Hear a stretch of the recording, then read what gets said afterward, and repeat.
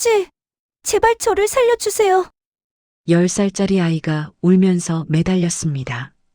72살의 재벌 회장은 심장이 멈추는 것 같았어요. 할아버지라고.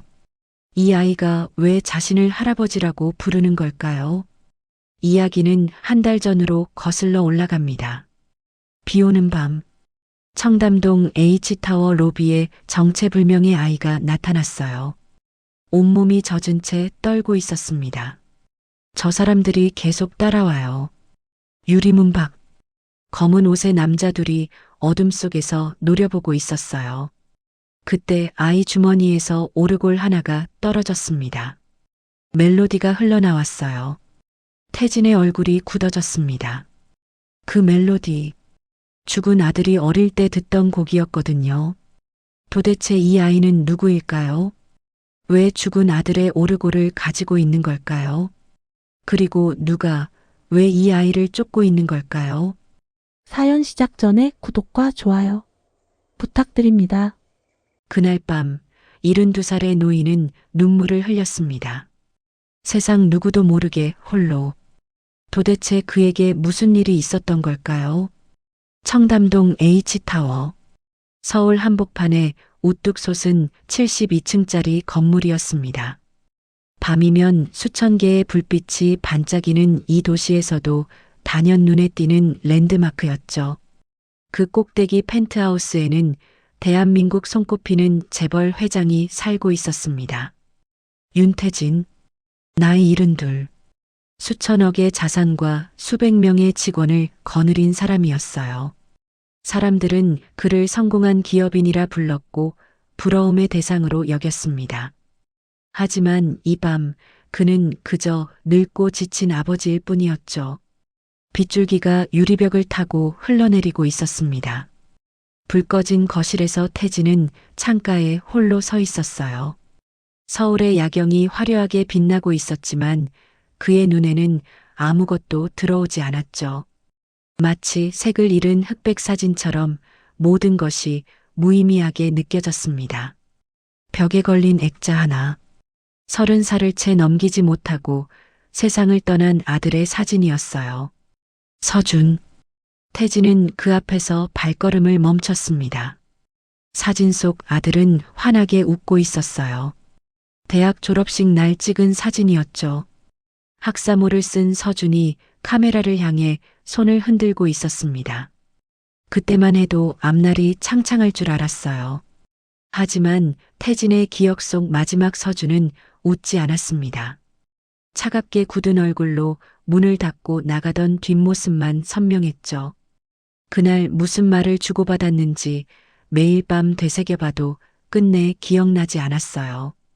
분명 큰 소리가 오갔던 것 같은데 정확한 내용은 안개처럼 흐릿했습니다. 내가 그때 뭐라고 했더라. 태진의 입술이 떨리면서 중얼거렸어요. 대답해줄 사람은 이 세상에 없었습니다. 그저 빗소리만 창문을 두드릴 뿐이었죠. 1층 경비실. 야간 순찰을 마친 이대팔이 우산을 털면서 들어왔습니다. 나이 55. 이 건물을 15년째 지켜온 경비원이었죠. 허리가 조금 굽었고 머리에는 흰 것이 제법 섞여 있었어요. 대팔은 습관처럼 72층 창문을 올려다봤습니다. 불 꺼진 펜트하우스. 다른 사람들은 몰랐지만 그는 알고 있었어요. 비 오는 날이면 회장님이 잠들지 못한다는 것을요. 오늘도 안 주무시는구나. 대팔은 혼잣말을 내뱉으면서 경비일지를 펼쳤습니다. 한숨이 절로 나왔어요. 저 높은 곳에 계신 분이 저렇게 외로워 보일 줄은 몰랐거든요. 돈이 많으면 행복한 줄 알았는데 세상 일은 그렇게 단순하지 않았습니다. 다시 펜트하우스. 태진이 서재로 들어갔어요. 낡은 책상 서랍을 열자 작은 오르골 하나가 눈에 들어왔습니다. 서준이 어릴 때 좋아하던 것이었죠. 뚜껑을 열면 맑은 멜로디가 흘러나오곤 했어요. 서준은 잠들기 전마다 그 소리를 들으면서 아버지 손을 꼭 잡았었습니다. 그 작은 손의 온기가 아직도 느껴지는 것 같았죠. 태진의 손이 뻗다가 멈췄습니다. 손등에 힘줄이 붉어지면서 주먹이 쥐어졌어요.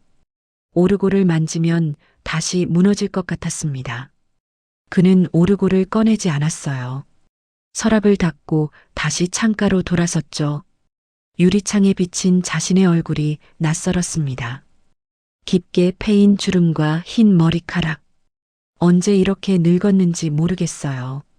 재벌 총수라는 타이틀도 수천억의 자산도 도시, 한복판 최고층도 그 모든 것이 무색하게 이 밤에 그는 아들을 잃은 늙은 아버지일 뿐이었습니다. 어깨가 미세하게 떨렸어요. 입술을 깨물면서 눈물을 참았지만 소용없었죠. 뜨거운 것이 뺨을 타고 흘러내렸습니다. 서준아. 낮게 부르는 목소리가 빈 방 안에 울렸어요. 대답은 없었습니다. 빗소리만 창문을 두드리고 있었죠.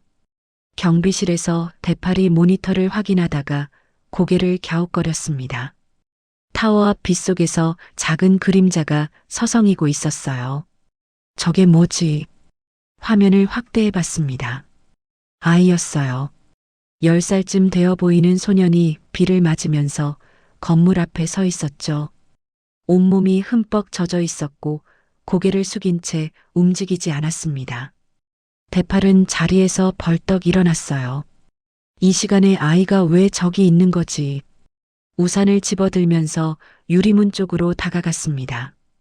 72층. 태진은 여전히 창밖을 바라보고 있었어요. 그의 뒤로 서준의 사진이 어둠 속에 잠겨 있었습니다. 이 타워에서 가장 높은 곳에 살지만 그의 마음은 가장 깊은 곳에 가라앉아 있었죠. 빗소리만 방 안을 채우고 있었습니다. 오늘 밤도 그렇게 지나갈 것 같았어요. 아무 일도 일어나지 않는다면요. 그 멜로디가 왜 그를 멈추게 했을까요? 어떤 인연은 우연처럼 찾아옵니다. 하지만 세상에 진짜 우연은 없는 법이죠. 대팔이 우산을 들고 밖으로 뛰어나갔습니다. 빗줄기가 거셌어요. 타워 앞 가로등 불빛 아래 작은 그림자가 서 있었죠. 가까이 다가가자 소년의 모습이 보였습니다. 10살쯤 되어 보였어요. 온몸이 흠뻑 젖어 있었고 입술이 파랗게 질려 있었죠. 신발은 한쪽이 찢어져 있었고 옷은 며칠째 빨지 않은 것처럼 구겨져 있었습니다. 얘야, 너 여기서 뭐하니? 대팔이 우산을 소년 쪽으로 기울이면서 물었어요. 소년은 대답 대신 뒷걸음질을 쳤습니다. 겁에 질린 눈이었죠.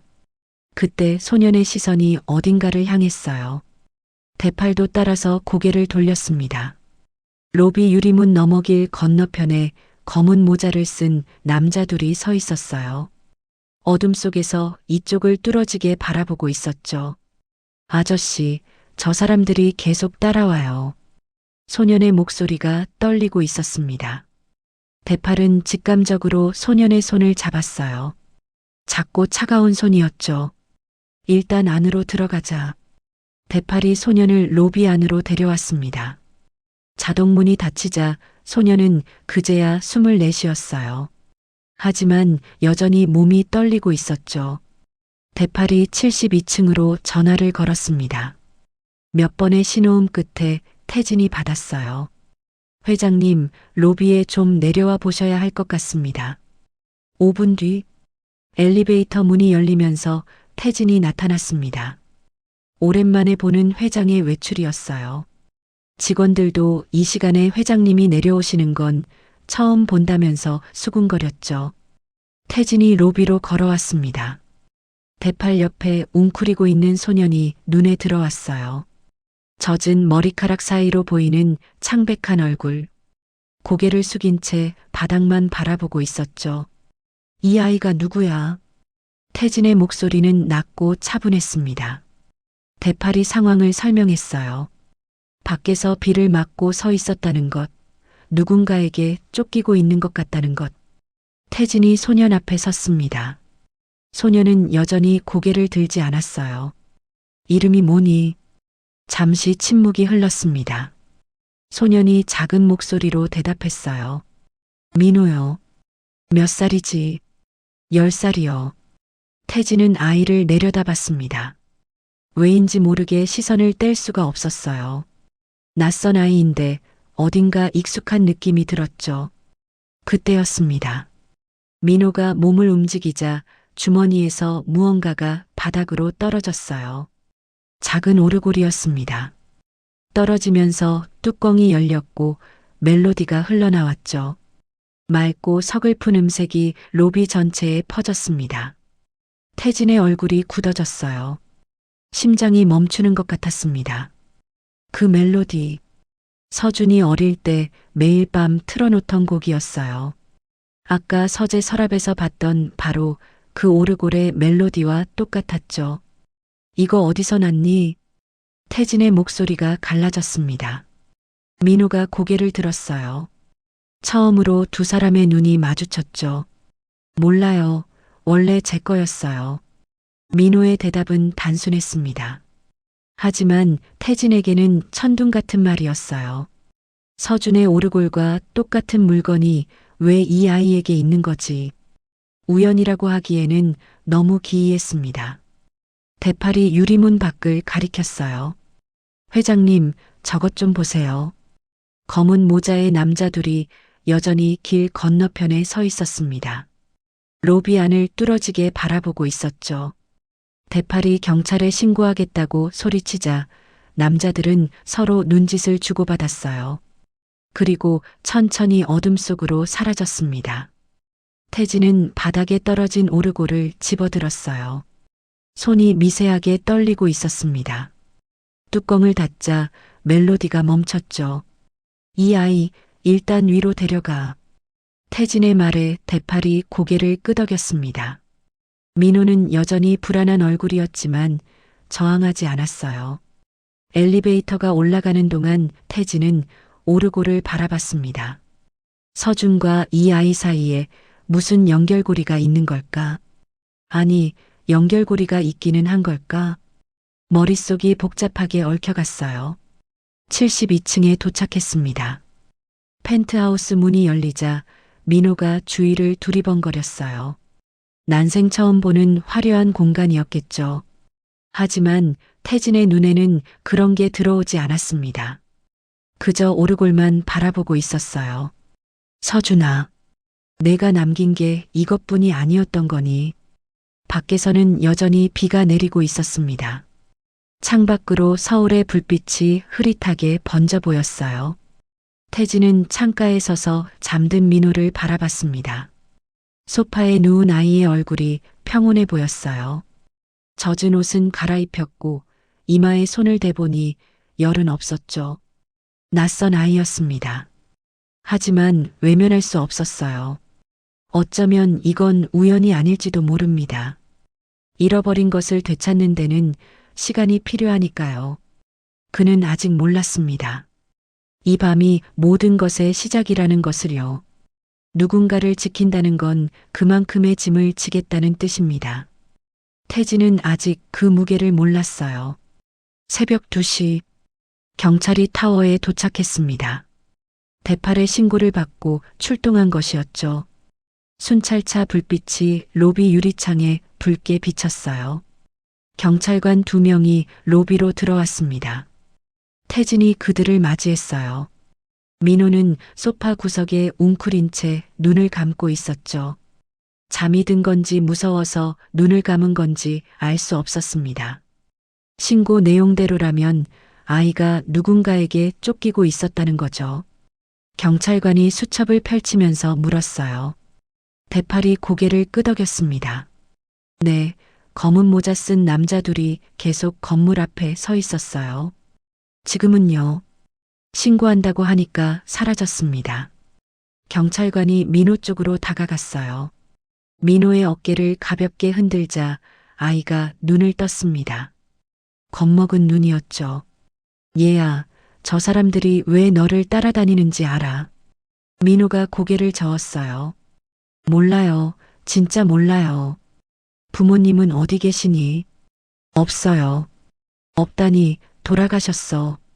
민호는 대답하지 않았습니다. 그저 고개를 숙인 채 손가락만 만지작거렸어요. 경찰관이 한숨을 내쉬었습니다. 신원 확인이 안 되네요. 일단 임시 보호시설로 데려가야 할 것 같습니다. 그 말에 민호의 몸이 움찔했어요. 고개를 들어 태진을 바라봤습니다. 말은 하지 않았지만 눈빛이 간절했죠. 가지 마세요. 보내지 마세요. 그런 말이 담겨 있는 것 같았습니다. 태진은 그 눈빛을 피하려 했어요. 낯선 아이였습니다. 엮일 이유가 없었죠. 하지만 자꾸 서준의 얼굴이 겹쳐 보였어요. 어릴 때 서준도 저런 눈을 한 적이 있었습니다. 잠깐만요. 태진이 입을 열었어요. 스스로도 왜 그런 말이 나오는지 몰랐습니다. 제가 임시로 맡아보겠습니다.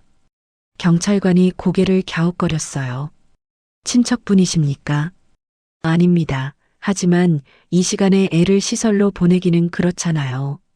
경찰관이 태진을 위아래로 훑어봤습니다. 펜트하우스, 비싼 양복, 재벌 회장. 그제야 상황이 파악됐는지 태도가 바뀌었어요. 그러시다면 임시 보호 동의서를 작성해 주셔야 합니다. 서류 작업이 진행됐습니다.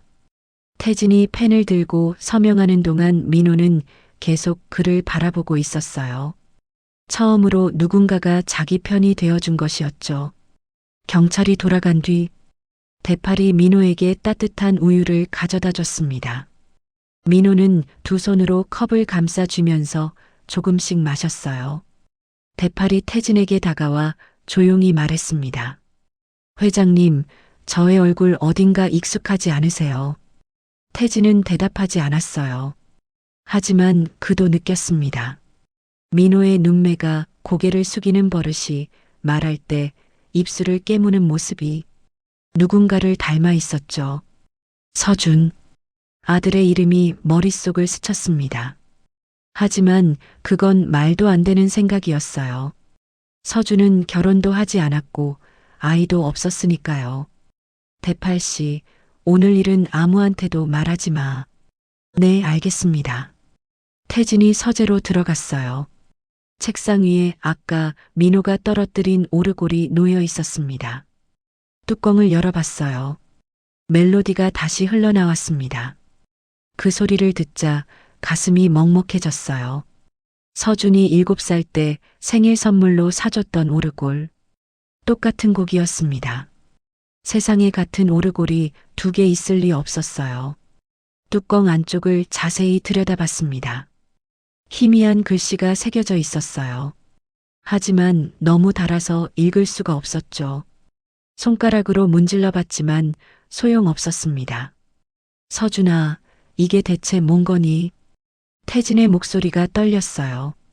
아들이 남긴 흔적일지도 모른다는 생각에 심장이 요동쳤습니다. 하지만 확신할 수 없었죠. 아무것도 확실한 게 없었어요. 거실로 나오니 민호가 소파에서 잠들어 있었습니다. 대팔이 담요를 덮어주고 있었죠. 태진은 창가에 섰어요. 비는 그쳤지만 유리창에는 아직 물방울이 맺혀 있었습니다. 도시의 불빛이 흐릿하게 번져 보였어요. 이 아이를 보호해야 하나? 아니면 거리를 두어야 하나? 머릿속이 복잡했습니다. 하지만 한 가지는 분명했어요. 저 오르골의 비밀을 풀기 전까지는 이 아이를 보낼 수 없었습니다. 태진은 잠든 민호를 바라봤어요. 작고 여린 아이였죠. 누가 왜 이 아이를 쫓고 있는지 알 수 없었습니다. 하지만 그 답을 찾아야 했어요. 서준과 이 아이 사이에 무슨 연결이 있는 건지, 아니, 정말 연결이 있기는 한 건지 알아내야 했습니다. 새벽빛이 창문 틈으로 스며들기 시작했어요. 긴 밤이 지나가고 있었습니다. 하지만 태진은 알았어요. 이건 끝이 아니라 시작이라는 것을요. 그는 아직 몰랐습니다. 이 선택이 자신의 삶을 송두리째 바꿔놓을 거라는 것을요. 위협은 사라지지 않았습니다. 단지 숨어 있었을 뿐이죠. 다음 날 아침, 민호가 별관 침대에서 눈을 떴습니다. 낯선 천장이었어요. 잠시 두리번거리다 창밖을 바라봤죠. 높은 곳이었습니다. 서울 도심이 한눈에 내려다 보였어요. 민호는 조용히 이불을 갰습니다. 혼자 지내온 습관이 몸에 배어 있었죠. 누가 시키지 않아도 스스로 정리하는 아이였어요. 태진이 아침 식사를 가져왔습니다. 따뜻한 죽과 반찬 몇 가지였죠. 민호는 어색하게 인사했어요. 감사합니다. 먹어라. 어젯밤에 제대로 못 먹었잖아. 둘 사이의 대화는 거의 없었습니다.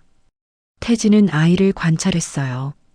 밥 먹는 모습, 숟가락 쥐는 방식, 국을 먼저 마시는 버릇. 사소한 것들이 눈에 들어왔죠. 서준도 그랬습니다. 밥 먹기 전에 항상 국부터 마셨어요.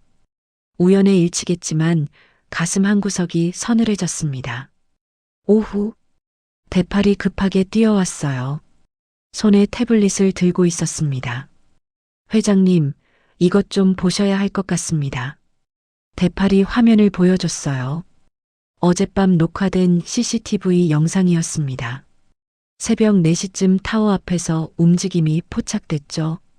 검은 옷을 입은 남자들이었습니다. 어젯밤 사라졌던 그자들이었어요.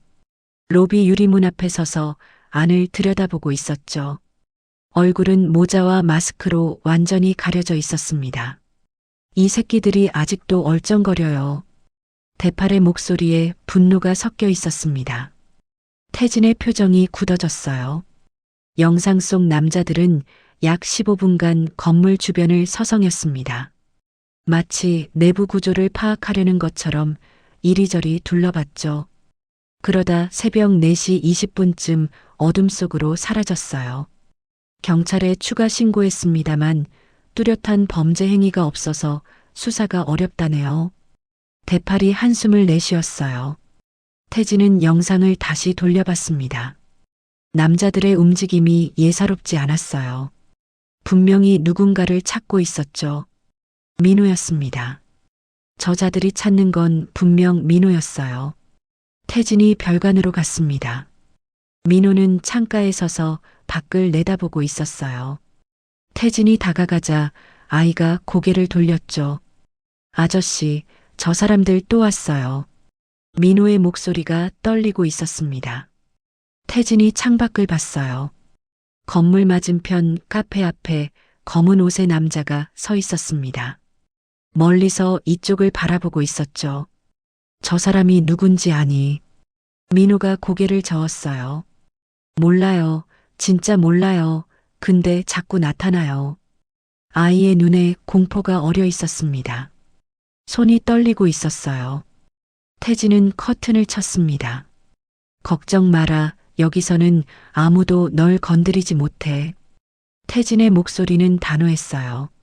하지만 속으로는 불안했습니다. 도대체 누가 왜 이 아이를 쫓는 걸까? 단순한 미아가 아니었어요. 누군가 조직적으로 민호를 추적하고 있었죠. 저녁, 태진이 대파를 불렀습니다. 오늘부터 경비를 강화해 외부인 출입 전면 통제하고. 알겠습니다, 회장님. 대팔이 고개를 끄덕였어요. 그러더니 조심스럽게 물었습니다. 근데 회장님, 저의 대체 뭔데 이렇게까지 하시는 겁니까? 태진은 대답하지 않았어요. 자신도 몰랐으니까요. 그저 오르골의 멜로디가 계속 머릿속에서 맴돌았습니다. 서준과 이 아이 사이에 무언가가 있었어요. 아직은 보이지 않지만 분명히 연결되어 있었죠. 대팔씨, 이 아이는 내가 지킬 거야. 태진의 목소리가 낮게 가라앉았습니다. 누가 뭐래도 무슨 일이 있어도. 대팔은 회장의 눈빛을 봤어요. 15년을 모셨지만 저런 눈은 처음이었습니다. 서준 도련님이 돌아가셨을 때도 저렇게 강한 눈빛은 아니었어요. 네, 알겠습니다. 저도 옆에서 지키겠습니다. 밤, 태진이 서재에서 오르골을 꺼내 들었습니다. 뚜껑을 열자 멜로디가 흘러나왔어요. 맑고 서글픈 음색이 방 안을 채웠죠. 서준이 어릴 때 이 소리를 들으며 잠들었습니다. 아버지 손을 꼭 잡고서요. 그때는 세상 모든 게 평화로웠어요. 아들이 자신을 떠날 줄은 꿈에도 몰랐죠. 태진은 오르골을 내려놓았습니다. 책상이 서준의 사진을 바라봤어요. 서준아, 내가 남긴 게 이 아이니? 대답은 없었습니다. 하지만 태진은 결심했어요. 어떤 위협이 와도 민호를 지키겠다고. 그것이 서준에게 하지 못한 일을 대신하는 것인지도 모른다고. 창밖으로 서울의 야경이 반짝이고 있었습니다. 하지만 그 불빛들 사이 어딘가에 그림자가 숨어 있었어요. 민호를 노리는 자들이 아직 포기하지 않았죠. 싸움이 시작되려 하고 있었습니다. 그날 밤 태진은 잠들지 못했어요. 창밖을 바라보며 생각했습니다. 도대체 누가 10살짜리 아이를 이토록 집요하게 쫓는 걸까? 진실을 알고 싶다면 과거로 돌아가야 합니다. 하지만 과거는 쉽게 문을 열어주지 않았죠. 사흘이 지났습니다. 민호는 조금씩 타워 생활에 적응해가고 있었어요. 아침마다 대팔과 인사를 나누고 저녁에는 태진과 함께 식사를 했죠. 하지만 태진의 머릿속은 여전히 복잡했습니다. 오르골의 비밀을 풀어야 했어요. 서준과 민호 사이에 어떤 연결고리가 있는지 알아내야 했죠. 태진은 오래된 서랍을 뒤졌습니다. 서준이 남긴 물건들이 담긴 상자가 있었어요. 대학 졸업장, 여권, 오래된 사진 몇 장. 그 사이에서 낡은 수첩 하나가 나왔습니다. 연락처가 적혀 있었어요. 대부분은 이제 연결되지 않는 번호들이었죠. 하지만 한 이름이 눈에 들어왔습니다. 박도윤. 서준의 대학 동창이었어요. 서준이 살아있을 때 가끔 이름을 언급했던 사람이었죠. 태진은 전화를 걸었습니다. 몇 번의 신호음 끝에 상대방이 받았어요. 여보세요. 박도윤 씨입니까? 저는 윤태진입니다. 서준이 아버지요. 전화기 너머로 침묵이 흘렀습니다. 한참 만에 도윤의 목소리가 들려왔어요. 아, 네, 회장님 무슨 일이시죠? 목소리가 경직되어 있었습니다. 태진은 만남을 요청했어요. 도윤은 처음에 망설였지만 결국 승낙했죠. 다음 날 오후 청담동의 한 카페에서 두 사람이 마주 앉았습니다. 도윤은 40살 초반으로 보였어요. 피곤한 얼굴에 눈밑이 어두웠죠. 태진이 오르골을 꺼내 테이블 위에 놓았습니다. 도윤의 표정이 순간 굳어졌어요. 컵을 들던 손이 멈췄습니다. 이거 어디서 나온 겁니까? 도윤의 목소리가 떨리고 있었어요. 태진은 그 반응을 놓치지 않았습니다. 이 오르골에 대해 뭘 알고 있소? 도윤이 시선을 피했어요. 커피잔을 만지작거리면서 입술을 깨물었죠. 서준이가 생전에 한 번 말한 적 있어요. 도윤의 목소리가 낮아졌습니다. 자기한테 무슨 일이 생기면 이 오르골을 찾으라고요. 태진의 심장이 쿵 내려앉았어요. 무슨 일이 생기면이라니 그게 무슨 뜻이요? 저도 몰라요. 진짜 몰라요. 도윤이 고개를 저었습니다. 하지만 눈빛이 흔들리고 있었어요. 뭔가를 숨기고 있다는 게 분명했죠. 민호라는 아이를 알고 있어. 태진이 단도직입적으로 물었습니다. 도윤의 얼굴이 창백해졌어요.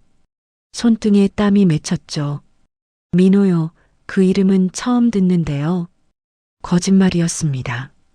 태진은 알 수 있었어요. 도윤의 눈동자가 왼쪽으로 흔들렸거든요. 사람이 거짓말할 때 나타나는 전형적인 반응이었죠. 도윤 씨, 나한테 숨기지 마시오. 태진의 목소리가 낮고 단호해졌습니다. 서준이가 뭘 남겼는지, 이 오르골이 왜 그 아이한테 있었는지 당신은 알고 있잖소? 도윤이 자리에서 벌떡 일어났어요. 죄송합니다. 저는 정말 아무것도 몰라요. 가봐야 할 것 같습니다. 도윤은 서둘러 카페를 나갔습니다. 뒤돌아보지 않았어요. 태진은 그 뒷모습을 바라봤습니다. 분명히 뭔가를 알고 있었어요. 하지만 두려워서 말하지 못하는 것이었죠. 도대체 서준이 무슨 비밀을 품고 있었던 걸까? 타워로 돌아오는 길. 태진의 머릿속이 복잡하게 얽혀갔습니다. 서준이 남긴 말, 오르골, 민호. 모든 것이 연결되어 있는 것 같았어요. 하지만 실마리가 잡히지 않았죠. 서준아, 내가 대체 무슨 비밀을 품고 있었던 거냐? 왜 아버지한테는 아무 말도 안 했냐? 태진은 창밖으로 스쳐가는 도시를 바라보면서 주먹을 쥐었습니다. 별관에 도착하니 대팔이 민호와 카드놀이를 하고 있었어요. 민호가 웃고 있었습니다. 처음 보는 표정이었죠. 겁에 질려 있던 아이가 드디어 마음을 열기 시작한 거였어요. 태진은 문 앞에서 잠시 멈춰 섰습니다. 저 아이의 웃는 얼굴이 누군가를 닮아 있었어요. 서준이 어릴 때 저렇게 웃었습니다. 눈이 초승달처럼 휘어지면서 웃음보가 터지곤 했죠. 대팔이 태진을 발견하고 일어섰어요. 회장님 오셨습니까? 그래, 민호는 밥 먹었나? 네, 아까 라면 끓여줬더니 2그릇이나 먹었습니다. 대팔이 흐뭇하게 웃었어요. 민호도 태진을 올려다봤습니다. 처음과는 다른 눈빛이었어요. 경계심이 조금 풀려 있었죠. 아저씨, 고마워요. 민호의 작은 목소리가 태진의 가슴에 닿았습니다. 왜인지 모르게 코끝이 시큰해졌어요. 밤, 태진이 서재에 앉아 오르골을 바라봤습니다. 뚜껑 안쪽에 희미한 글씨가 계속 신경 쓰였어요. 확대경을 가져와 들여다봤습니다. 3글자가 보였어요. 하지만 너무 달아서 첫 글자만 겨우 읽을 수 있었죠. 민. 그 한 글자가 태진의 심장을 흔들었습니다. 민호의 민일까? 아니면 다른 뜻일까? 확신할 수 없었어요. 하지만 한 가지는 분명해졌습니다. 이 오르골에는 서준이 남긴 비밀이 담겨 있었어요. 그리고 그 비밀은 민호와 연결되어 있었죠. 창밖으로 달빛이 쏟아지고 있었습니다. 태진은 오래도록 그 자리에 앉아 있었어요. 진실은 언제쯤 모습을 드러낼까요? 보호한다는 건 단순히 곁에 두는 게 아닙니다. 그 아이의 일상을 되찾아주는 것이죠. 일주일이 지났습니다. 민호는 더 이상 낯선 손님이 아니었어요. 타워의 일원처럼 자연스럽게 생활하고 있었죠. 하지만 태진은 고민에 빠졌습니다. 아이를 계속 타워 안에만 가둬둘 수는 없었어요. 10살짜리 아이에게는 학교가 필요했죠. 친구도 선생님도 평범한 일상도요. 태진이 법무팀에 연락했습니다. 민호의 임시 후견인 자격을 확보하고 전학수속을 밟았어요. 복잡한 서류 작업이었지만 일주일 만에 모든 게 정리됐죠. 인근 초등학교에 민호의 자리가 마련됐습니다. 첫 등교일 아침이 밝았어요. 대팔이 민호를 교문 앞까지 데려다 줬습니다. 민호는 새 교복을 입고 있었어요. 가방끈을 양손으로 꼭 잡은 채 긴장한 표정이었죠. 민호야, 잘 다녀와. 뭐 불편한 거 있으면 바로 연락해. 대팔이 민호의 머리를 쓰다듬었어요. 민호가 고개를 끄덕였습니다. 대팔 아저씨, 고마워요. 고맙긴, 얼른 들어가, 지각하겠다. 민호가 교문을 들어섰습니다. 뒤를 한번 돌아보더니 손을 흔들었어요. 대팔은 그 모습이 사라질 때까지 지켜봤습니다. 가슴이 뭉클했어요.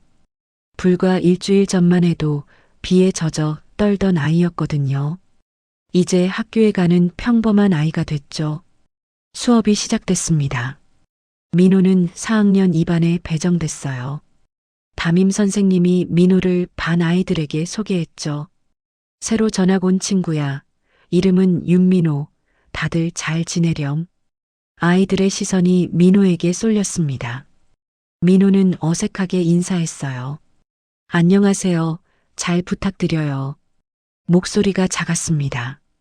하지만 민호는 용기를 내고 있었어요. 새로운 시작이었으니까요. 쉬는 시간, 몇몇 아이들이 민호에게 다가왔습니다. 어디서 왔는지, 뭘 좋아하는지 물어봤어요. 민호는 어색하게 대답했죠. 그런데 한 아이가 갑자기 소리쳤습니다. 야, 내 게임기 어디 갔어? 교실이 술렁였어요. 담임 선생님이 달려왔습니다. 게임기를 잃어버린 아이가 울먹이고 있었죠. 분명히 책상 안에 넣어뒀는데 없어졌어요. 선생님이 교실을 둘러봤습니다. 그리고 민호의 책상 앞에 멈췄어요. 민호야, 미안한데 책상 좀 열어볼 수 있을까? 민호의 얼굴이 창백해졌습니다. 무슨 일인지 몰랐어요. 하지만 시키는 대로 책상을 열었죠. 게임기가 들어 있었습니다. 민호가 넣지도 않은 물건이요. 저 아니에요. 전 이거 모르는데요. 민호의 목소리가 떨렸습니다.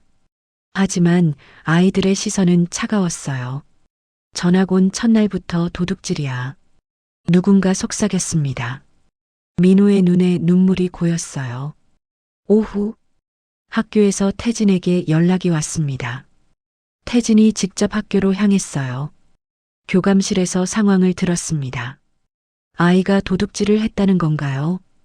태진의 목소리가 낮게 가라앉았습니다. 교감이 난처한 표정을 지었어요. 확실하진 않습니다만 민호 책상에서 게임기가 발견됐거든요. 태진은 냉정하게 말했습니다. CCTV 확인해 봤습니까? 아, 그건 아직. 확인해 주십시오. 당장. 태진의 단호한 말투에 교감이 움찔했어요. 학교 보안실로 이동했습니다. CCTV 영상을 돌려봤죠. 쉬는 시간 영상이었어요.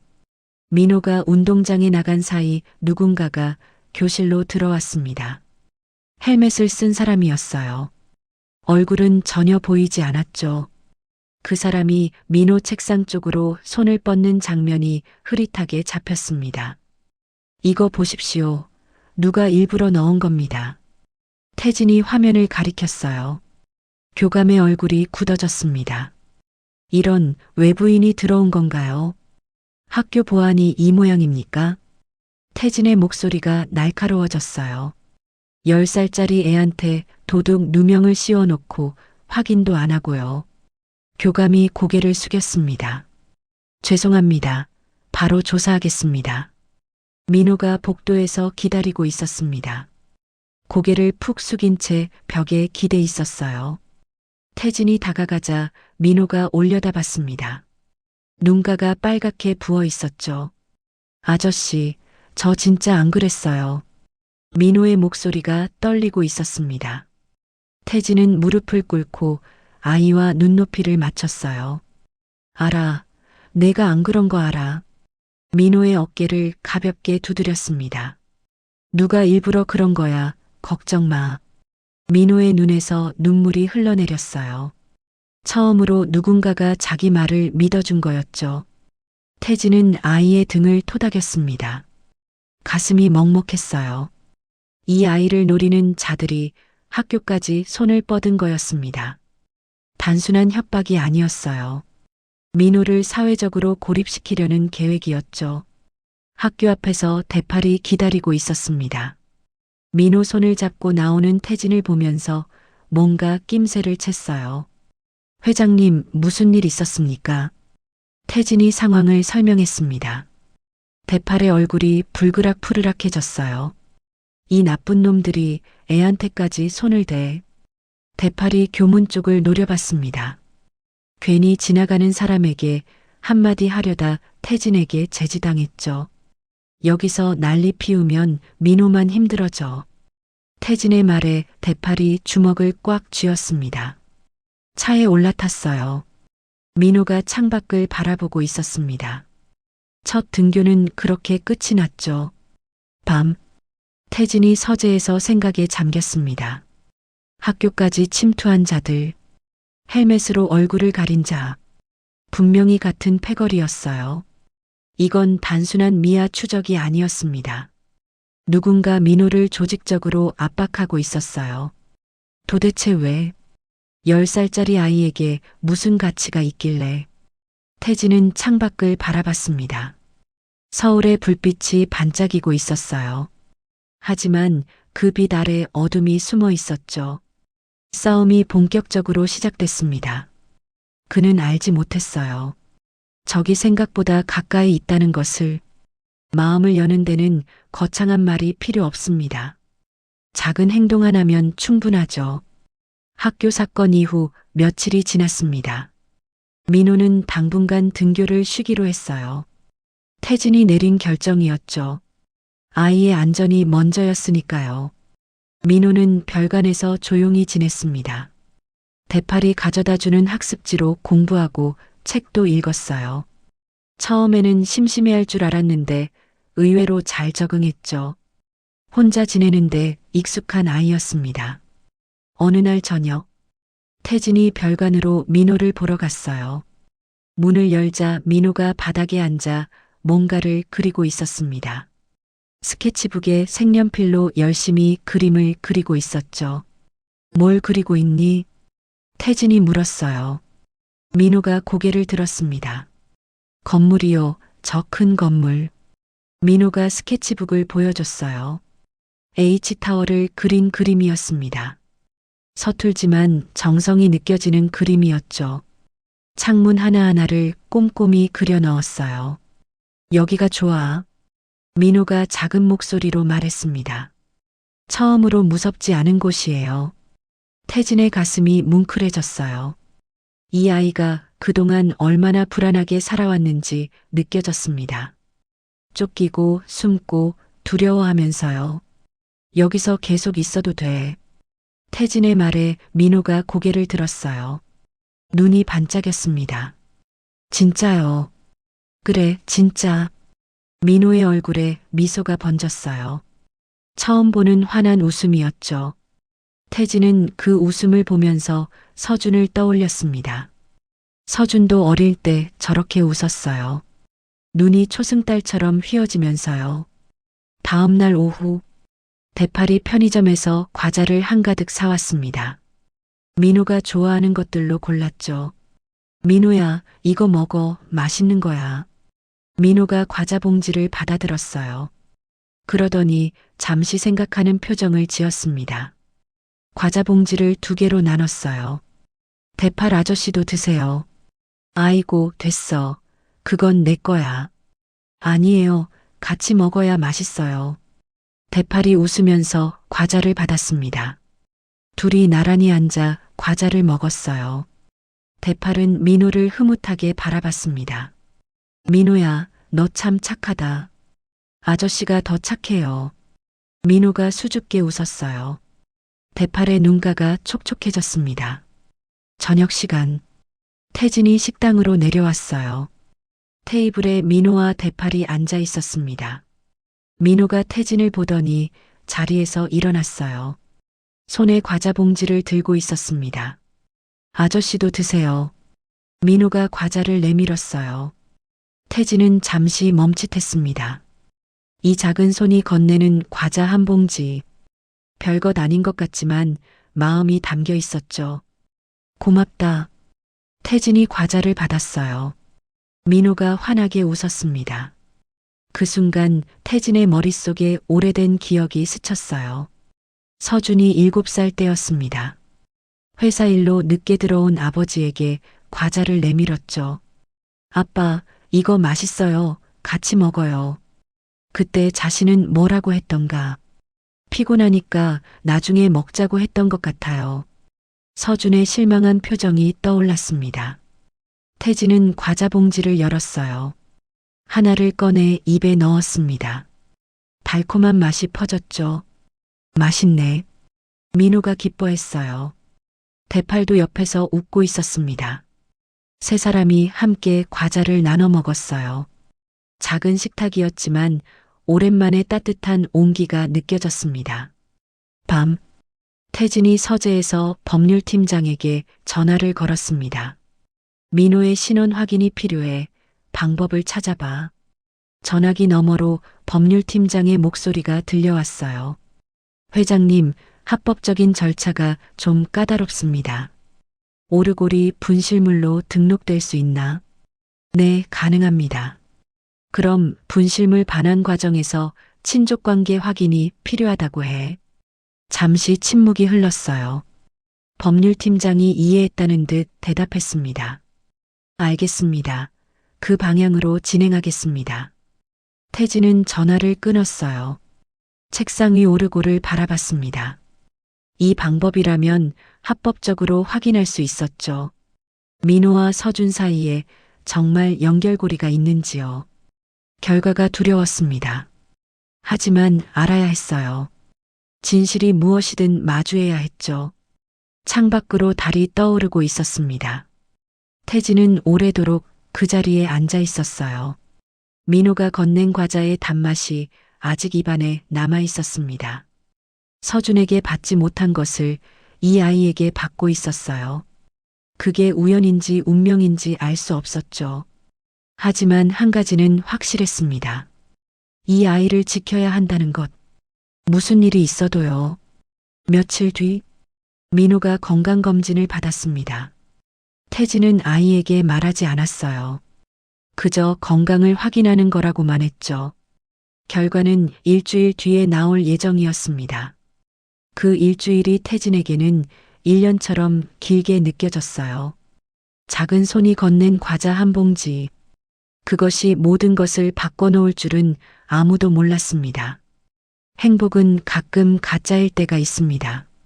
진짜인 줄 알고 붙잡으려 하면 손가락 사이로 빠져나가죠. 일주일이 지났습니다. 이상하게도 수상한 자들의 출현이 뜸해졌어요. CCTV에도 타워 주변에도 검은 옷의 남자들은 보이지 않았죠. 대팔이 고개를 갸웃거렸습니다. 이상하네요. 그렇게 집요하더니 갑자기 사라졌네. 태진도 의아했어요. 하지만 일단은 다행이라고 생각했습니다. 민호가 안정을 찾아가고 있었으니까요. 민호는 하루하루 달라지고 있었습니다.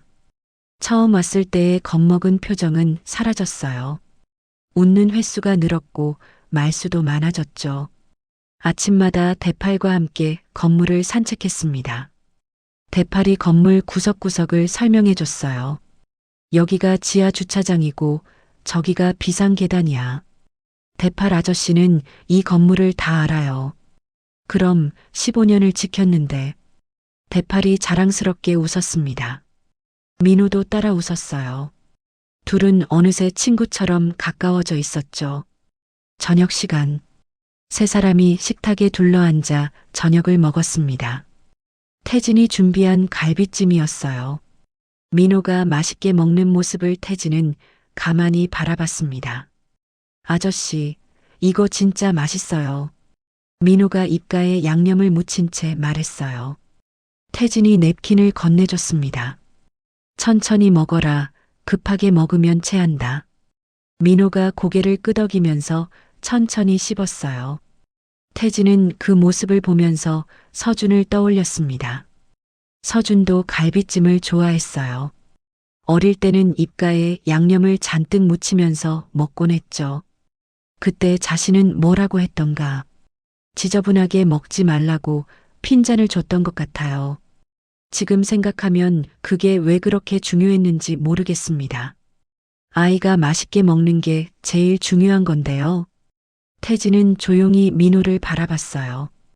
이 아이와 함께하는 시간이 점점 소중해지고 있었습니다. 밤, 민호가 잠들고 태진은 서재에 앉았어요. DNA 검사 결과가 나오려면 며칠 더 기다려야 했습니다. 결과가 두려웠어요.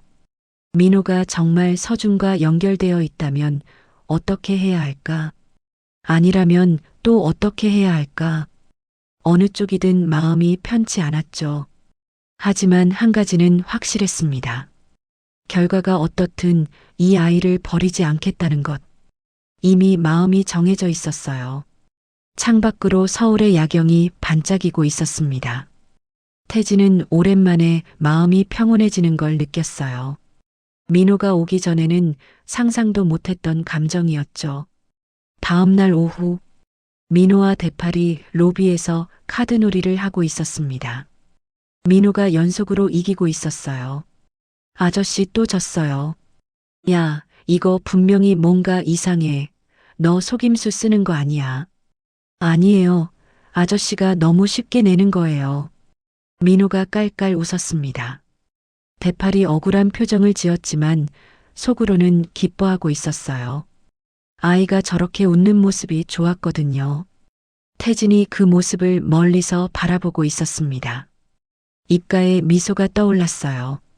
이런 평화가 계속되면 좋겠다고 생각했죠. 하지만 세상은 그렇게 호락호락하지 않았습니다. 그날 저녁, 태진에게 전화가 왔어요. 화면에 뜬 이름을 보고 태진의 표정이 굳어졌습니다. 윤상민, 조카이자 그룹 상무였죠. 삼촌, 요즘 별일 없으시죠? 상민의 목소리는 부드러웠습니다. 하지만 그 안에 무언가 숨겨져 있는 것 같았어요.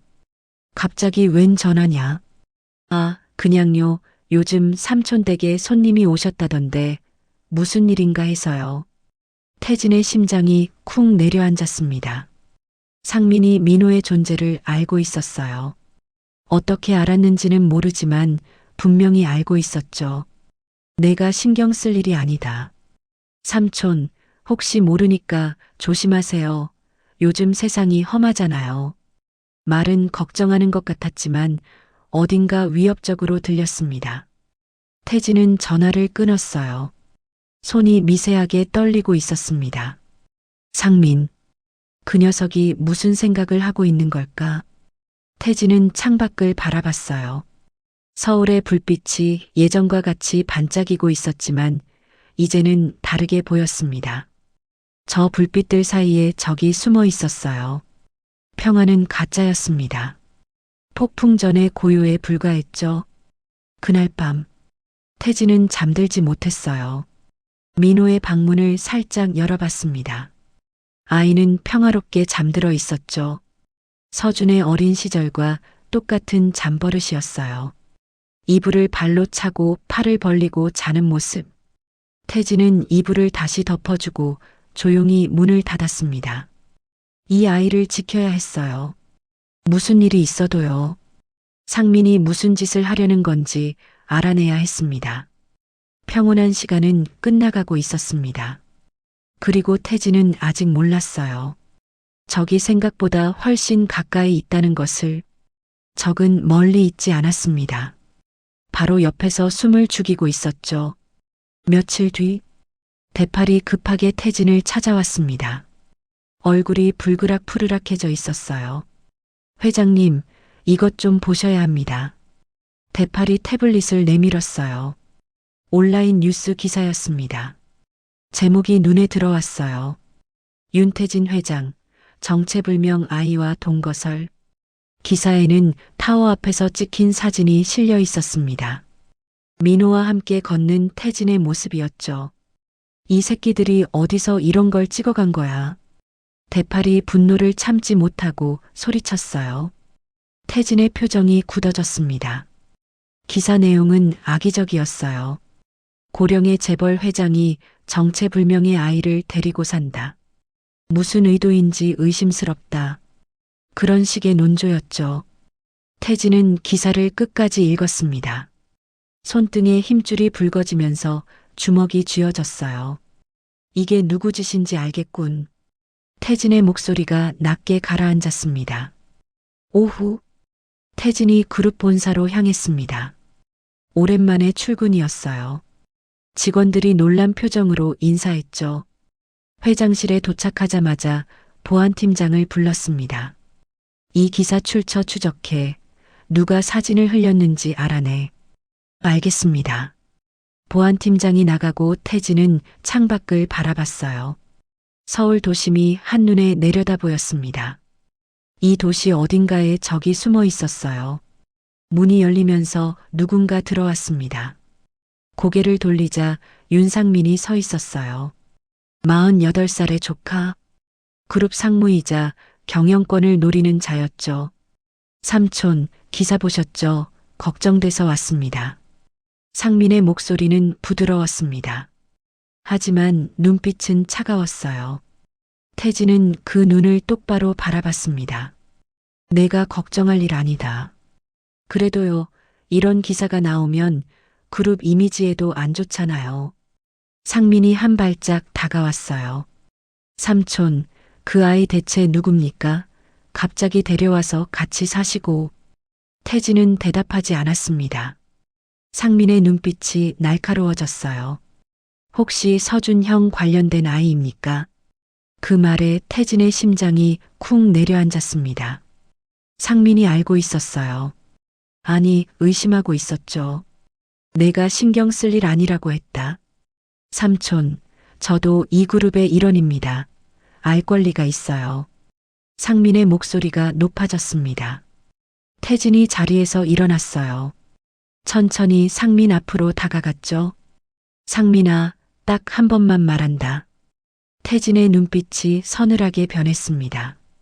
그 아이한테 손 떼면 가만 안 둔다. 알겠나? 상민의 얼굴이 살짝 굳어졌어요. 하지만 금방 미소를 지었습니다. 삼촌, 왜 그러세요? 저는 그냥 걱정돼서 그런 건데. 걱정은 됐고 나가라.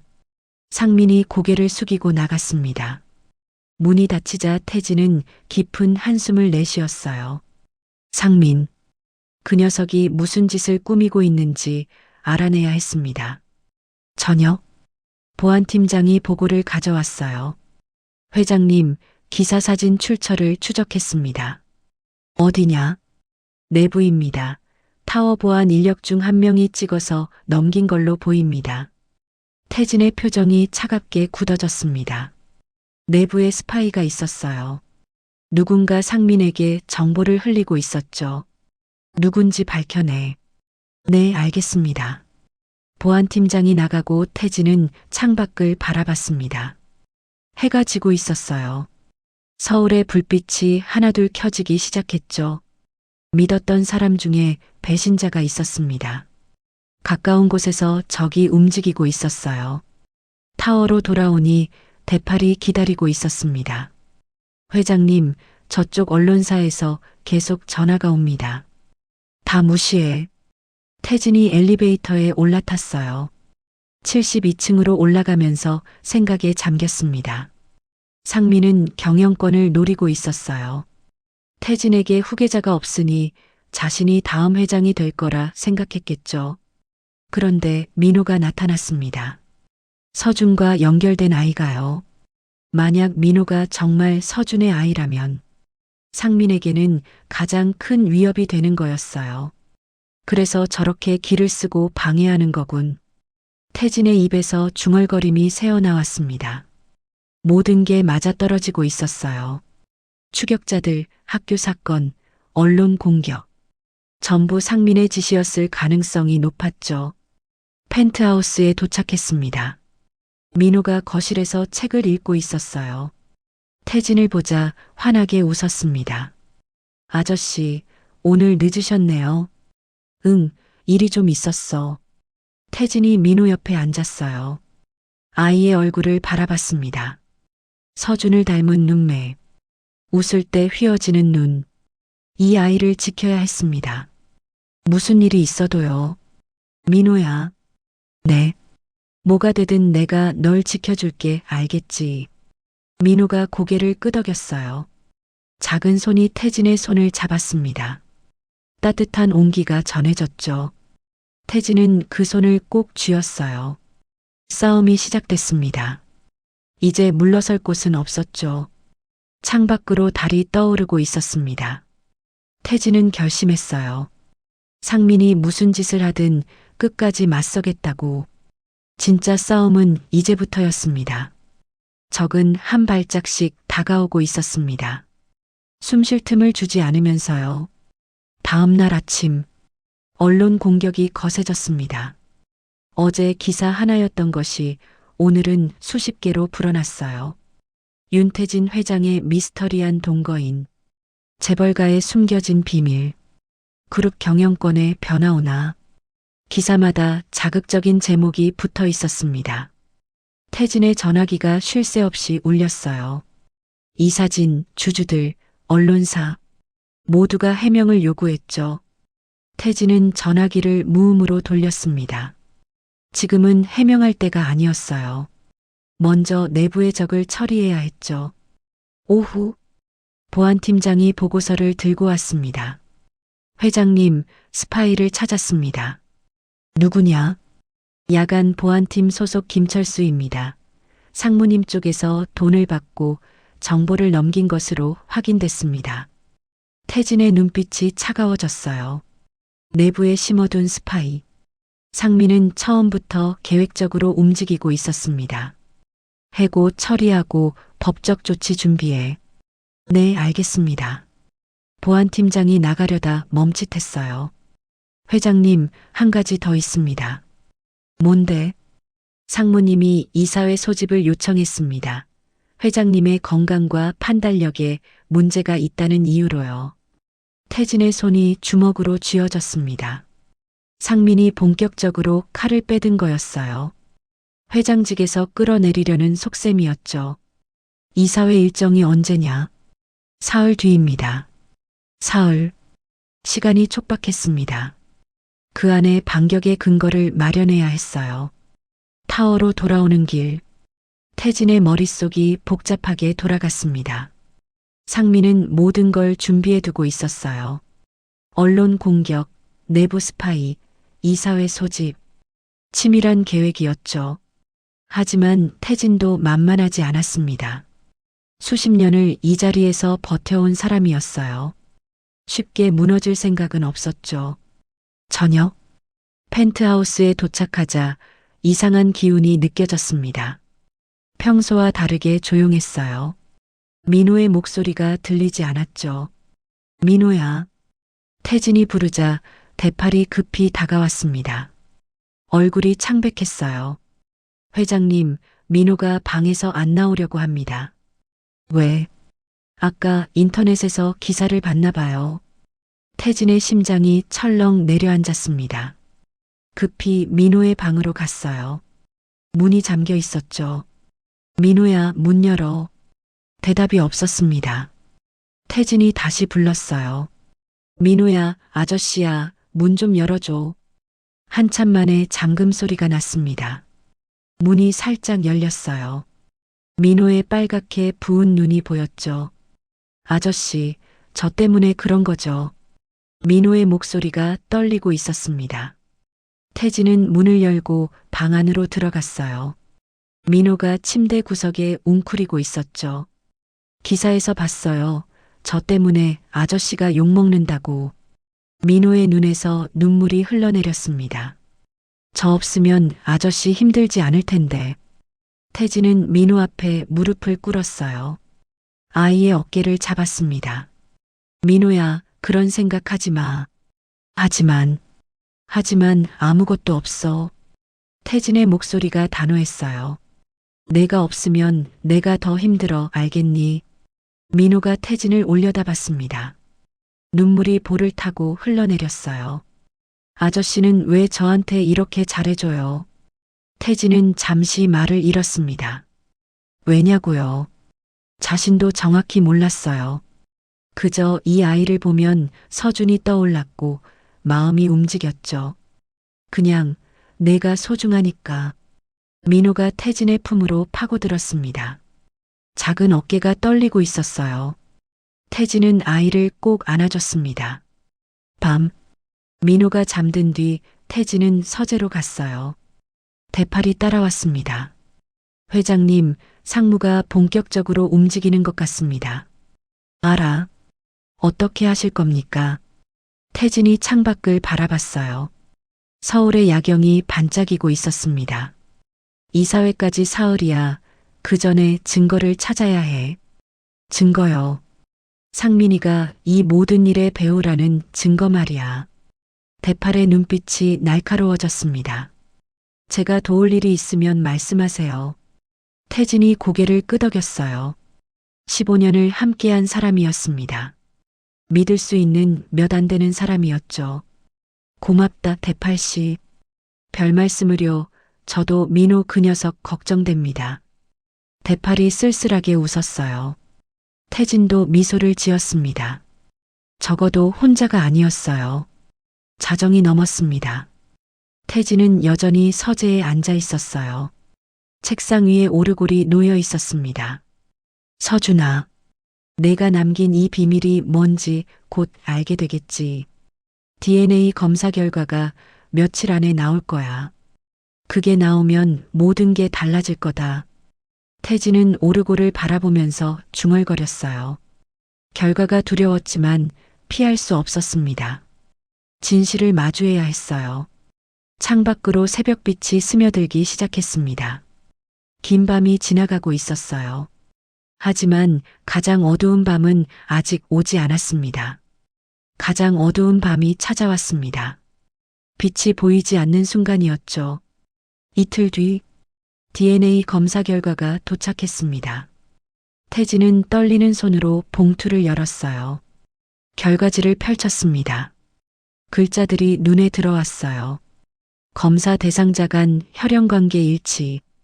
윤서준과 유전자 일치율 99.98%. 태진의 심장이 멈추는 것 같았습니다. 민호는 서준과 혈연관계였어요. 정확히 어떤 관계인지는 추가 검사가 필요했지만 분명한 건 하나였죠. 이 아이는 서준의 피를 이어받은 사람이었습니다. 서준아. 태진의 입술이 떨렸어요. 눈앞이 흐려졌습니다. 서준이 뭔가를 남겼어요. 그리고 그게 민호와 연결되어 있었죠. 손에 든 결과지가 바람에 흔들렸습니다. 태진은 그것을 꼭 움켜쥐었어요. 하지만 기쁨도 잠시. 전화벨이 울렸습니다. 법무팀장이었어요. 회장님, 큰일 났습니다. 무슨 일이야? 상무님이 검찰에 고발장을 넣었습니다. 회장님이 미성년자를 불법으로 데리고 있다는 내용으로요. 태진의 얼굴이 창백해졌습니다. 뭐라고? 내일 검찰 출석 요청이 올 겁니다. 아동학대 및 불법 보호 혐의로요. 전화를 끊자 머릿속이 하얘졌어요. 상민이 한 수 앞서 있었습니다. DNA 결과가 나오기 전에 선수를 친 거였죠. 이대로면 민호를 빼앗길 수 있었어요. 법적으로 보호 자격이 없으니까요. 오후 설상가상으로 더 나쁜 소식이 들려왔습니다. 대팔이 급히 뛰어왔어요. 회장님, 상무님이 이사진을 설득했습니다. 뭐? 내일 이사회에서 회장님 직무정지 안건을 올린다고 합니다. 태진의 손이 부들부들 떨렸어요. 상민은 모든 걸 준비해두고 있었습니다. 검찰 고발로 신뢰를 떨어뜨리고 이사회에서 직무정지를 시키려는 거였죠. 이사진 중에 우리 편은 몇이나 되나? 대팔이 고개를 저었습니다. 과반이 상무님 쪽으로 기울었다고 합니다. 태진은 의자에 털썩 주저앉았어요. 수십 년을 키워온 그룹이었습니다. 그게 한순간에 무너지려 하고 있었죠. 저녁, 더 충격적인 일이 벌어졌습니다. 아동보호기관에서 연락이 왔어요. 내일 민호의 보호 상태를 점검하겠다는 내용이었죠. 검찰 고발과 동시에 신고가 들어갔나 봅니다. 법무팀장의 말에 태진은 이를 악물었어요. 상민이 모든 루트를 동원하고 있었습니다. 민호를 빼앗고 태진을 끌어내리려는 거였어요. 치밀하고 잔인한 계획이었죠. 밤, 민호가 잠든 뒤 태진은 서재에 홀로 앉았습니다. 손에는 DNA 결과지가 들려 있었어요. 서준과 혈연 일치. 이 한 줄이 모든 걸 바꿔놓았습니다. 하지만 지금은 그걸 증명할 시간이 없었어요. 내일이면 검찰에 끌려가고 이사회에서 쫓겨나고 민호마저 빼앗길지도 모릅니다. 태진은 고개를 떨궜어요. 어깨가 축 처졌습니다. 평생 이렇게 무력하게 느껴진 적이 없었죠. 서준아, 아빠가 어떻게 해야 하니? 빈 방 안에 중얼거림이 울렸습니다. 대답은 없었어요. 그때였습니다. 대팔이 조용히 문을 열고 들어왔어요. 손에 뭔가를 들고 있었습니다. 회장님, 이것 좀 보십시오. 낡은 서류 봉투였어요. 대팔이 설명했습니다. 서준 도련님 방 금고에서 나왔습니다. 예전에 정리하다가 발견했는데 잊고 있었어요. 태진이 봉투를 받았어요. 손이 떨렸습니다. 봉투를 열자 안에서 몇 가지가 나왔습니다. 오래된 사진 한 장, 그리고 USB 하나. 사진에는 젊은 여자와 아기가 찍혀 있었어요. 여자의 품에 안긴 아기. 사진 뒷면에 글씨가 적혀 있었습니다. 민호 첫돌. 태진의 심장이 쿵쿵 뛰기 시작했어요. 서준이 남긴 거였습니다. 금고 안에 숨겨둔 비밀이었죠. USB에 뭐가 들어있는지 확인해 봐야겠어. 태진이 컴퓨터를 켰어요. USB를 꽂았습니다. 파일이 하나 있었어요. 영상 파일이었죠. 재생 버튼을 누르려는 순간 손이 멈췄습니다. 이 영상에 뭐가 담겨 있을까? 서준이 말하지 못한 진실이 있을까? 태진은 깊은 숨을 내쉬었어요. 내일 모든 게 무너질지도 모릅니다. 하지만 이 영상이 마지막 희망이 될 수도 있었죠. 서준아, 내가 남긴 게 뭔지 이제 알게 되겠구나. 태진은 떨리는 손으로 재생 버튼 위에 손가락을 올렸습니다. 화면이 켜지려 하고 있었어요. 창밖으로 구름이 달을 가리고 있었습니다. 가장 어두운 밤이었어요. 하지만 어둠 끝에는 반드시 빛이 있는 법이죠. 그는 아직 몰랐습니다. 이 영상이 모든 것을 뒤집어 놓을 거라는 것을요. 진실은 때로 천둥처럼 찾아옵니다. 그리고 모든 것을 바꿔놓죠. 태진이 재생 버튼을 눌렀습니다. 화면이 밝아졌어요. 서준의 얼굴이 나타났습니다. 29살쯤으로 보였어요. 죽기 얼마 전에 찍은 영상 같았죠. 태진의 숨이 멎는 것 같았습니다. 아들의 얼굴을 다시 보다니요. 눈시울이 뜨거워졌어요. 영상 속 서준이 입을 열었습니다. 아버지, 이 영상을 보고 계시다면 저는 이미 이 세상에 없겠죠. 목소리가 떨리고 있었어요. 서준의 눈가도 붉어져 있었습니다. 아버지한테 말씀드리지 못한 게 있어요. 서준이 잠시 숨을 고르더니 말을 이었어요. 저한테 아들이 있습니다. 이름은 민호예요. 태진의 심장이 쿵 내려앉았습니다. 귀를 의심했어요. 아들이라고요. 서준에게 아들이 있었다고요. 민호 엄마는 제가 사랑했던 사람이에요. 하지만 사정이 있어서 결혼은 못했어요. 서준의 목소리가 갈라졌습니다. 아버지한테 말씀드리려고 했는데 용기가 안 났어요. 아버지가 실망하실까 봐요. 태진은 화면을 뚫어지게 바라봤어요. 눈물이 볼을 타고 흘러내렸습니다. 민호는 제 전부예요. 제가 이 세상에 남기는 유일한 것이에요. 서준이 카메라를 향해 고개를 숙였어요. 아버지, 부탁드립니다. 민호를 지켜주세요. 영상이 잠시 멈췄습니다. 서준이 눈물을 닦더니 다시 말했어요. 그리고 아버지, 죄송해요. 목소리가 떨렸습니다. 그날 왜 그렇게 화를 냈는지 모르겠어요. 아버지는 저를 위해 그러신 건데. 서준의 어깨가 떨리고 있었어요. 사랑한다고 한 번만 더 말씀드리고 싶었어요. 영상이 끝났습니다. 화면이 어두워졌어요. 태진은 움직이지 못했습니다. 온몸이 굳어버린 것 같았어요. 민호가 서준의 아들. 그 말은 민호가 자신의 손자라는 뜻이었습니다. 손자.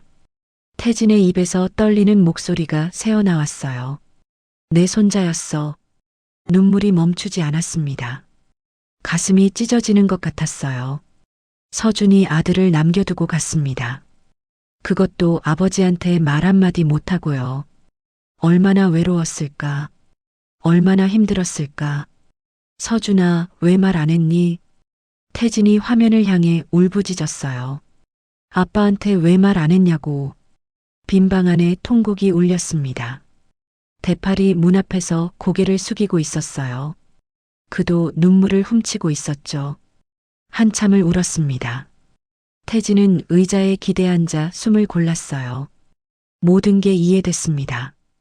오르골이 왜 민호에게 있었는지, 서준이 왜 오르골에 민호의 이름을 새겼는지, 아이에게 남겨준 유일한 유품이었던 거예요.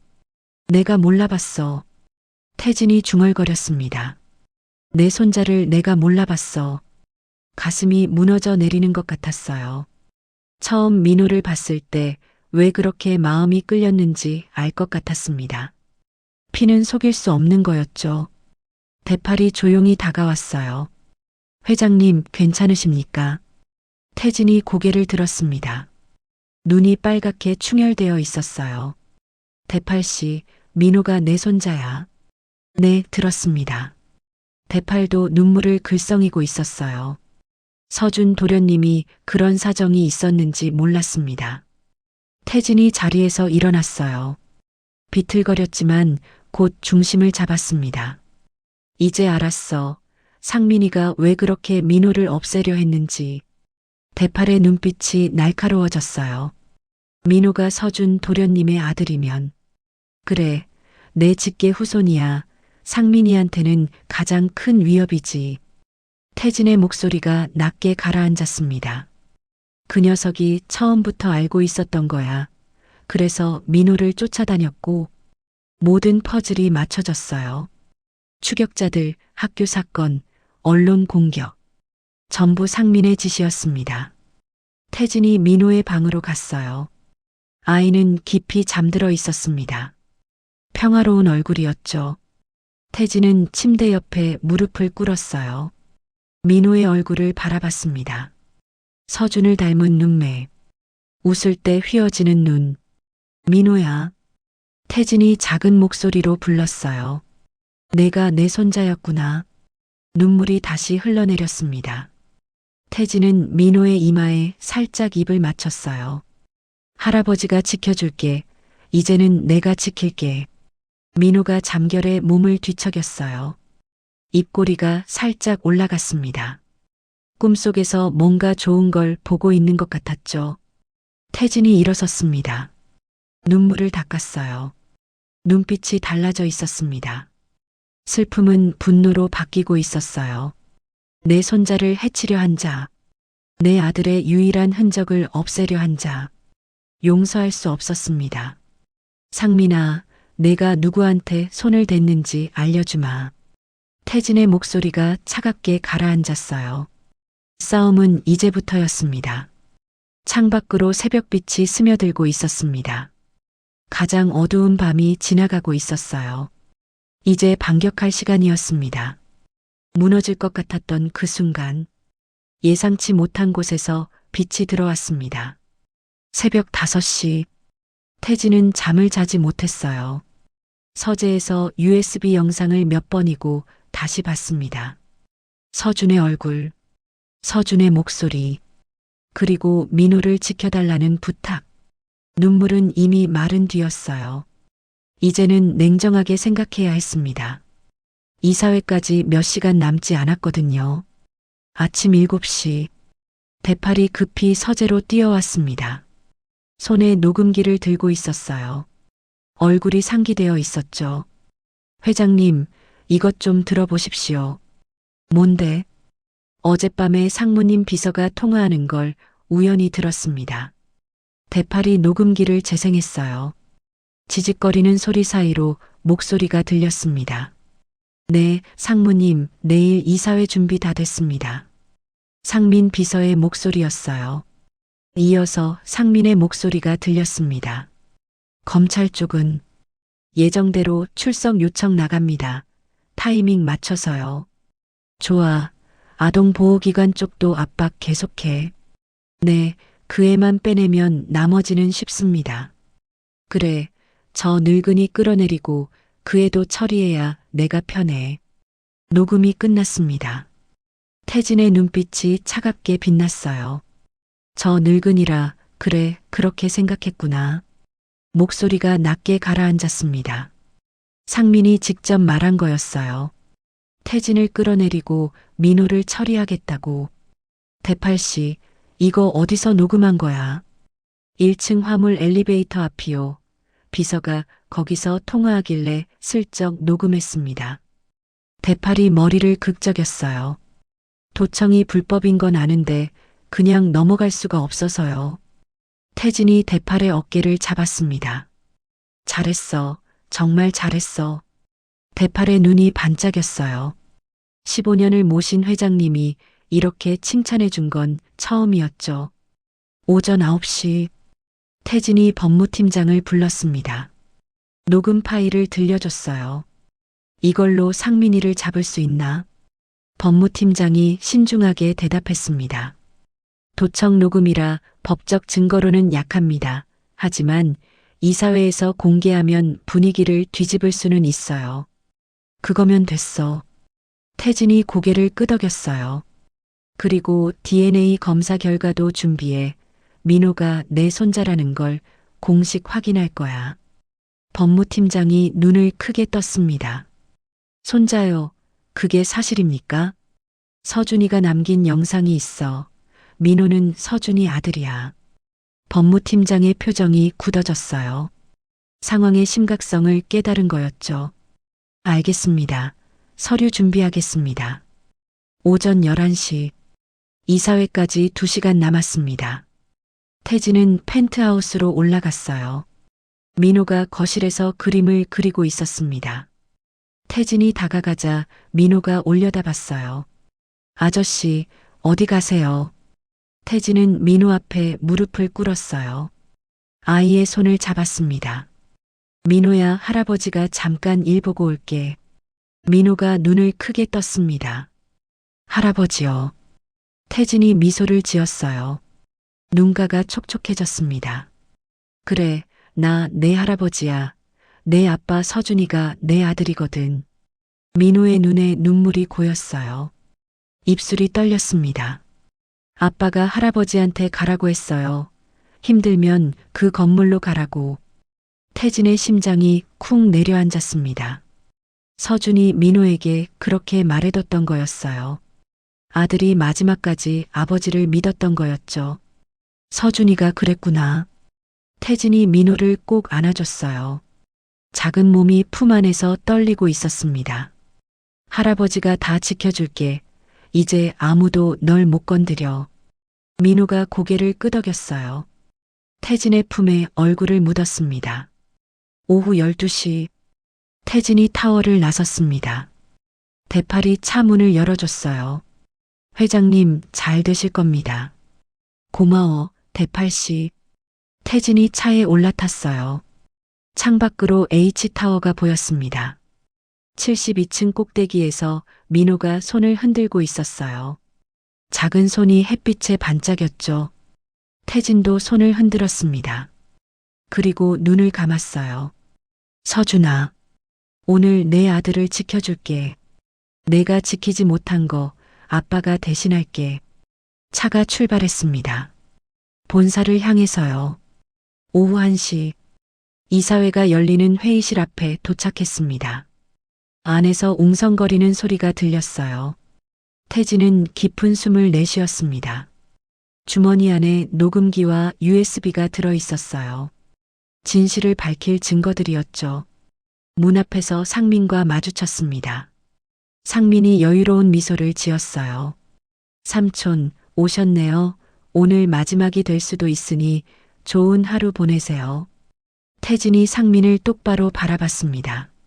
눈빛이 서늘했어요. 상민아, 내가 누구 손자한테 손을 댔는지 알려줄게. 상민의 미소가 살짝 굳어졌어요.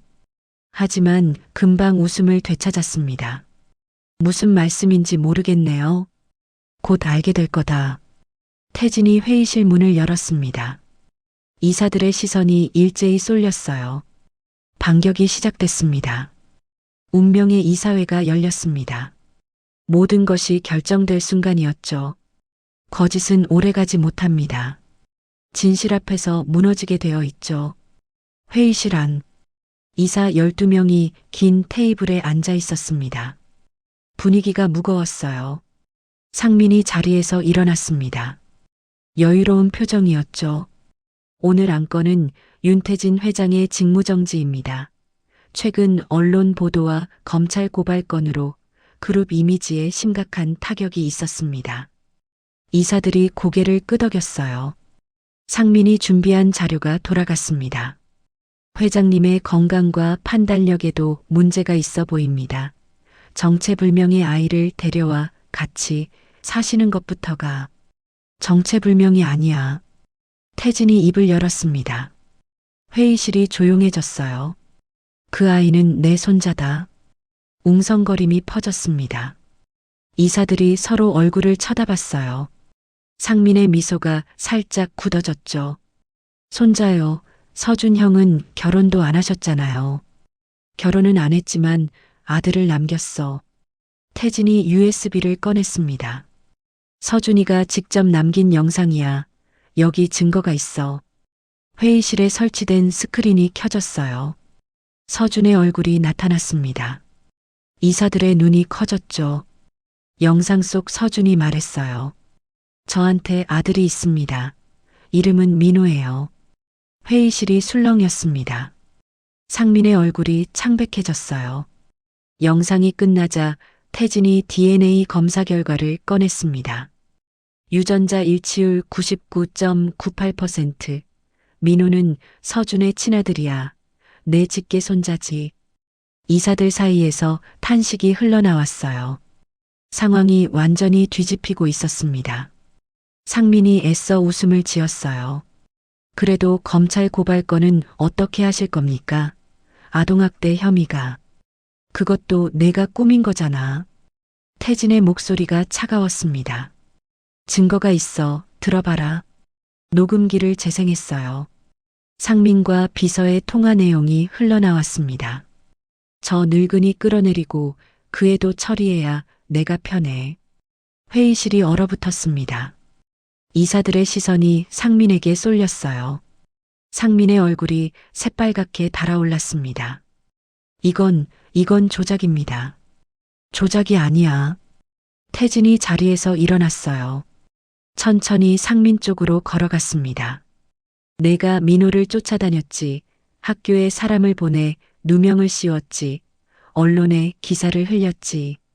한 발짝씩 다가갈 때마다 상민이 뒷걸음질 쳤어요. 전부 내가 경영권을 노리고 한 짓이야. 내 손자를 해치려고.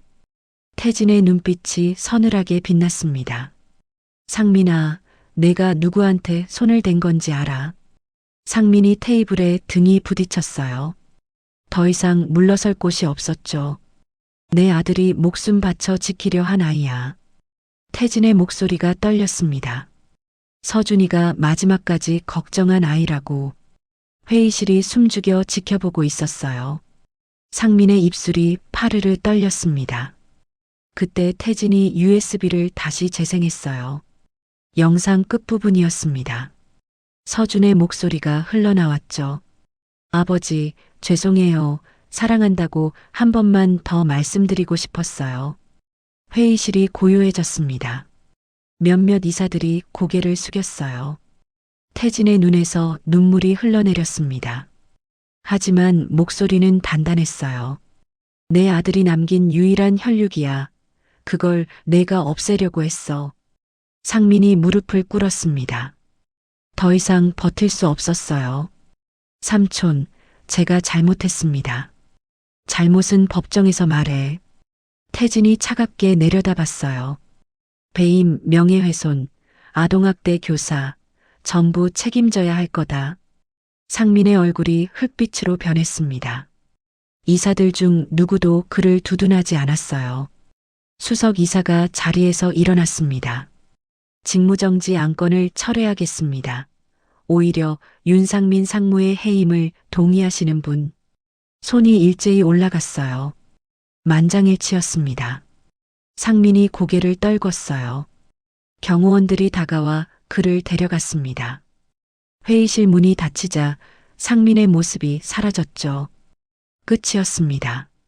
이사회가 끝났어요. 태진이 회의실을 나왔습니다.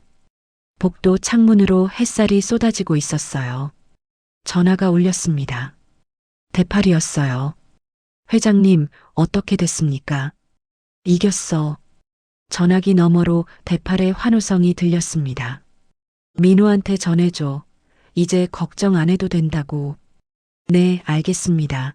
민호한테 바로 말해줄게요. 전화를 끊었어요. 태진은 창밖을 바라봤습니다. 서울의 하늘이 맑았어요. 구름 한 점 없는 파란 하늘이었죠. 서준아, 이제야 내 아들 얼굴을 제대로 보겠다.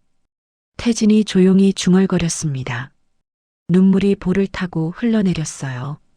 하지만 입가에는 미소가 떠올라 있었죠. 차를 타고 타워로 향했습니다. 창밖으로 스쳐가는 풍경이 다르게 보였어요. 무겁던 가슴이 한결 가벼워져 있었습니다. 로비에 도착하니 민호가 뛰어나왔어요. 대팔이 뒤따라오고 있었죠. 할아버지. 민호가 태진의 품에 안겼습니다. 작은 팔이 허리를 꼭 감쌌어요. 태진은 손자를 안아 올렸습니다. 이 작은 몸이 이토록 소중한 줄 몰랐어요. 민호야, 이제 다 끝났어. 진짜요. 그래, 진짜야. 민호가 환하게 웃었어요. 태진도 따라 웃었습니다. 대팔이 옆에서 눈물을 훔치고 있었어요. 좋은 날이었습니다. 싸움은 끝났습니다. 이제 남은 건 회복뿐이었죠. 잃어버린 줄 알았던 것들이 돌아왔습니다. 그리고 새로운 시작이 열렸죠. 한 달이 지났습니다. 상민은 구속됐어요. 배임과 아동학대 교사 혐의로 재판을 앞두고 있었죠. 언론은 더 이상 태진을 공격하지 않았습니다. 민호는 정식으로 태진의 손자로 등록됐어요. 윤민호, 서준의 아들이자 태진의 직계 손자. 서류상으로도 가족이 된 거였죠. 학교에도 다시 다니기 시작했습니다. 이번에는 아무도 민호를 괴롭히지 않았어요. 친구도 생겼고 선생님들도 따뜻하게 대해줬죠. 어느 맑은 주말 오후, 태진과 민호가 한강변을 걷고 있었습니다. 봄바람이 살랑살랑 불어왔어요. 벚꽃이 막 피기 시작한 계절이었죠. 민호가 앞서 뛰어가다 뒤를 돌아봤어요. 할아버지, 빨리 와요. 그래, 간다. 태진이 천천히 걸어갔습니다. 예전 같으면 이런 산책은 상상도 못했어요. 바쁘다는 핑계로 늘 일만 했으니까요. 민호가 다시 뛰어와 태진의 손을 잡았습니다. 작고 따뜻한 손이었어요. 할아버지, 저기 아이스크림 사줘요. 또 아이스크림이야. 어제도 먹었잖아. 오늘은 다른 맘 먹을 거예요. 민호가 눈을 반짝였어요. 태진은 웃음이 나왔습니다. 알았어, 가자. 둘이 나란히 벤치에 앉았어요. 아이스크림을 먹으면서 강을 바라봤습니다. 햇살이 물결 위로 반짝이고 있었죠. 할아버지. 응. 아빠는 어떤 사람이었어요? 민호가 조용히 물었습니다. 태진은 잠시 말을 잃었어요. 가슴이 먹먹해졌죠. 착한 아이였어. 어릴 때부터 마음이 따뜻했지. 태진이 천천히 말했어요. 내 아빠는 항상 남을 먼저 생각했어. 너한테도 그랬을 거야. 민호가 고개를 끄덕였습니다. 아빠가 항상 말했어요. 힘들면 큰 건물로 가라고. 거기 할아버지가 계시다고. 태진의 눈가가 촉촉해졌어요. 서준이가 그랬구나. 네, 아빠가 할아버지 얘기 많이 했어요. 무서운 분인 줄 알았는데. 민호가 웃었어요. 할아버지 하나도 안 무서워요. 태진도 따라 웃었습니다. 손으로 민호의 머리를 쓰다듬었어요. 할아버지가 미안해. 내 아빠한테 잘 못해줬어. 괜찮아요. 민호가 태진의 손을 잡았습니다. 아빠가 할아버지 많이 사랑했대요. 그래서 저한테 여기 오라고 했을 거예요. 태진의 눈에서 눈물이 흘러내렸어요. 서준이 끝까지 아버지를 원망하지 않았구나. 오히려 아들을 보내줬구나. 고마워, 민호야. 태진이 민호를 꼭 안아줬습니다. 작은 몸에서 따뜻한 온기가 전해졌어요. 저 멀리서 대팔이 손을 흔들고 있었습니다. 차를 가지고 온 거였죠. 회장님, 민호, 슬슬 돌아가야 할 시간입니다. 알았어. 조금만 더 있다 가자. 태진이 대답했어요. 대팔이 웃으면서 고개를 끄덕였습니다. 15년을 함께한 사람이었어요. 이번 일로 더욱 믿음이 깊어졌죠. 태진은 대팔에게도 고마웠습니다. 해가 서쪽으로 기울고 있었어요. 노을이 한강 위로 붉게 번지고 있었습니다. 세상이 온통 따뜻한 빛으로 물들었죠. 민호가 태진의 손을 잡고 걷고 있었어요. 그림자 둘이 나란히 길게 늘어져 있었습니다. 할아버지, 우리 또 와요. 그래, 또 오자. 매주 와요. 알았어, 매주 오자. 민호가 환하게 웃었어요. 태진도 미소를 지었습니다. 타워로 돌아오는 차 안. 민호가 태진의 어깨에 기대 잠들어 있었어요. 평화로운 얼굴이었습니다. 태진은 창밖을 바라봤어요. 서울의 불빛이 하나둘 켜지고 있었죠. 예전에는 저 불빛들이 그저 차갑게만 느껴졌어요. 하지만 지금은 달랐습니다. 저 불빛들 사이 어딘가에서 사람들이 살고 있었어요. 가족이 있고 사랑이 있고 희망이 있었죠. 태진은 민호의 머리를 가만히 쓰다듬었어요. 서준아, 내가 남긴 선물 잘 받았다. 이제 아빠가 대신 키울게. 내가 하지 못한 것들 아빠가 해줄게. 그러니 편히 쉬어라. H타워가 보였습니다. 72층 꼭대기에 불이 켜져 있었어요. 이제 그곳은 더 이상 외로운 곳이 아니었습니다. 가족이 있는 집, 돌아갈 곳이 있는 집, 따뜻한 집. 차가 타워 앞에 멈췄어요. 태진이 잠든 민호를 안아 올렸습니다. 로비로 들어서자 대팔이 문을 열어줬어요. 수고하셨습니다, 회장님. 고마워, 대팔 씨. 엘리베이터가 올라갔습니다. 72층. 문이 열리자 따뜻한 불빛이 쏟아졌어요. 태진은 민호를 침대에 눕혔습니다. 이불을 덮어주고 이마에 살짝 입을 맞췄어요. 잘 자라, 민호야. 민호가 잠결에 미소를 지었습니다. 태진이 창가에 섰어요. 서울의 야경이 반짝이고 있었습니다. 오르골을 꺼내 뚜껑을 열었어요. 맑은 멜로디가 흘러나왔습니다. 서준이 좋아하던 그 곡이었죠. 태진은 조용히 눈을 감았어요. 멜로디가 방 안을 채웠습니다. 따뜻한 밤이었어요. 햇살이 곧 다시 떠오를 거였습니다. 오늘의 이야기는 마음에 어떻게 남으셨나요? 민호에게 전하고 싶은 따뜻한 말이 있다면 댓글로 함께 나눠주세요. 여러분의 작은 응원이 모여 더 큰 감동이 됩니다. 오늘도 시청해주셔서 진심으로 감사드립니다. 햇살 같은 인생 사연이었습니다.